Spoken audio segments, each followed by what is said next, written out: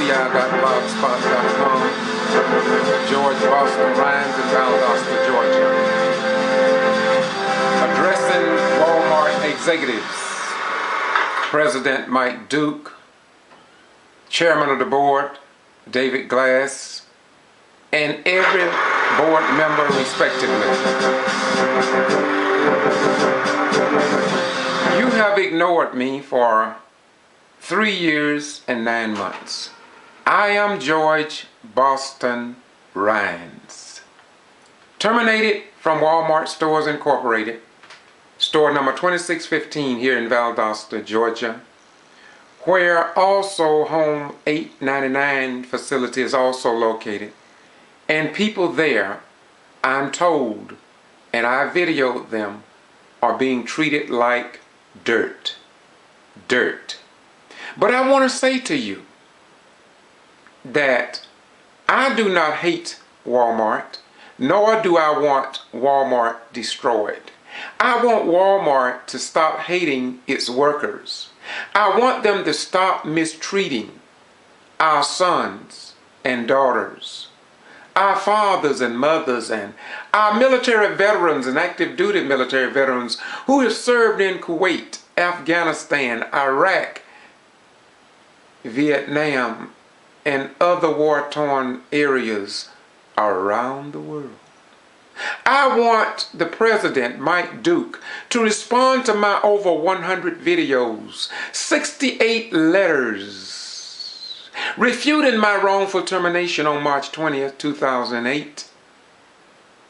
And I ask the entire Walmart executive staff to stop mistreating the members of our Walmart who are currently employed. Yes, Mike Duke, I'm going to share with you the words of a great prophet of our time called Martin Luther King Jr., of which you may not respect him that much because, after all, he stood up for workers' rights. In fact, when he went to Memphis, Tennessee, he went on behalf of garbage workers and their rights to work and be respected as an American citizen in the United States of America, and not like the workers in China and other war-torn communist nations. So, Mr. President, I don't fight you out of hate. I love you, and because I love you and do not want the American people to be misrepresented around the world by ignoring workers. And so I say to you, Mr. Duke and Board of Directors respectively, you can ignore me, but you can't fight hate with hate. No one should be surprised by what Walmart is doing to its workers, and we've proven it on my videos over and over again. And so I invite you to Google Wal-Mart Stores 2615 in Valdosta, Georgia. The great prophet once said to us, we're not going to win this battle of hate and terror by hating other folks. And if you don't answer my letters, Mr. Duke, apparently you don't only hate me, but you hate all of your workers, and you don't care about them and their well-being, nor do you care about what you put in print, that we have an open door policy and that you are concerned about workers' rights. Hate doesn't help the hater, and it doesn't help the person who hates. Dr. King said. He went further to say there is something about hate that hurts the hater. Somebody must have the power to transform through love. You see, and this is what I'm doing. I'm doing what I'm doing because I love people outside of myself. Thank you, Dr. King. You just hate somebody, and you are as uncomfortable and as frustrated as the person you are hating. And this is why I cannot hate you. But I will show you up in the public, because it's time for Walmart to make a change. There is something about hate that keeps you from walking straight, and you're not walking straight when you fail to train and enter your workers into the required training, yet terminate them under the heading of inability to perform job. You see, Mr. Duke, somebody, board of directors and Chairman David Glass, you see, somebody must know and understand and accept that there is something about hate that keeps you from standing up straight. And when you can't stand up straight, you have an internal problem that needs to be addressed.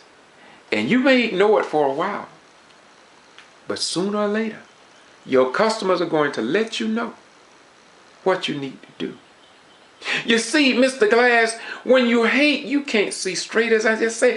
And when you hate, you lose. Listen, let me repeat that. You lose board of director members. Respect all of you 15 board of directors members who have ignored me. And you can't say you don't know about George Boston Rines. You see, board members, when you hate somebody, you can't see them. When you hate strong enough, the ugly becomes beautiful and the beautiful becomes ugly. Yeah. A good worker becomes as a bad worker. A bad worker becomes a good worker, and those who suck up to management for favoritism. Yeah. Like they was doing here at store 2615. They would go out and party with managers and have fun, and they would come back and talk to us and tell us things that we didn't have any business knowing, but they was in the clique and among the slicks and got away with, you know.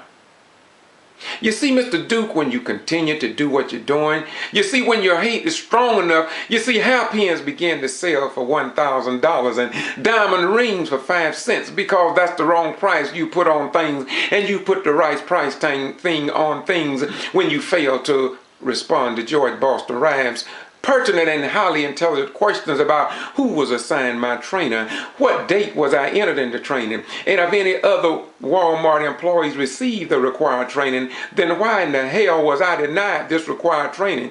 You see what I say, my beautiful brother? Let me repeat once again for you, Mr. Duke, and for each board of the member, and for the American people, and for workers in China and around the world. I say this once again. You see, when you hate strong enough, hairpins begin to sell for $1,000 and diamond rings for 5 cents because that's the wrong price tag on things, and we all know that. We all know that.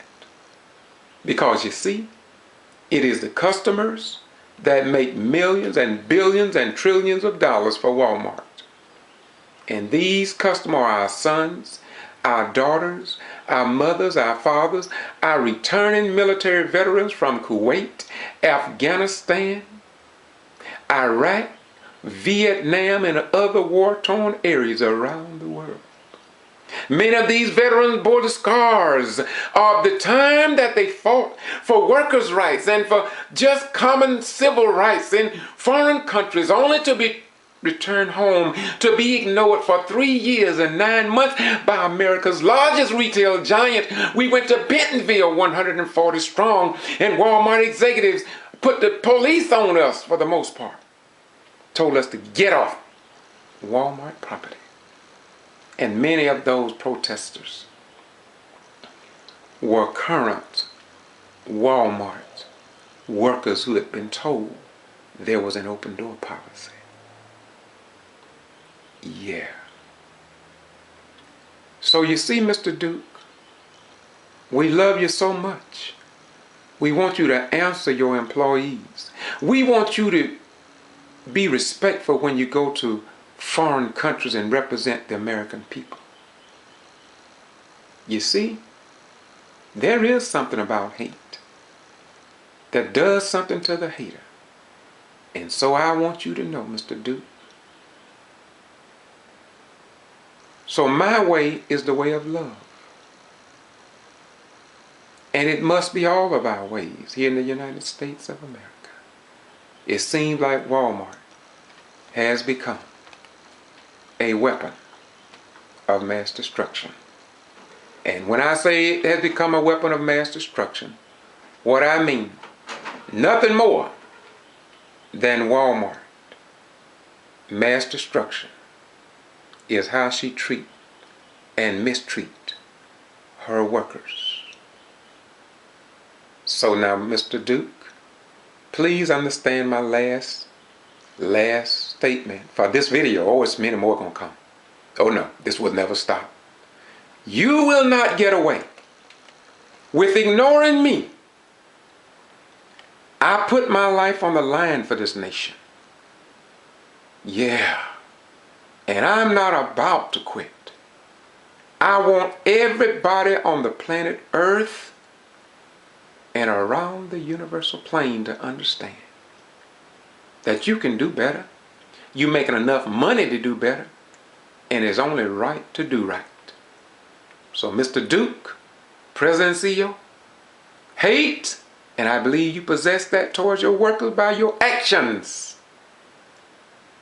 Hate is a weapon of mass destruction. So I say to you,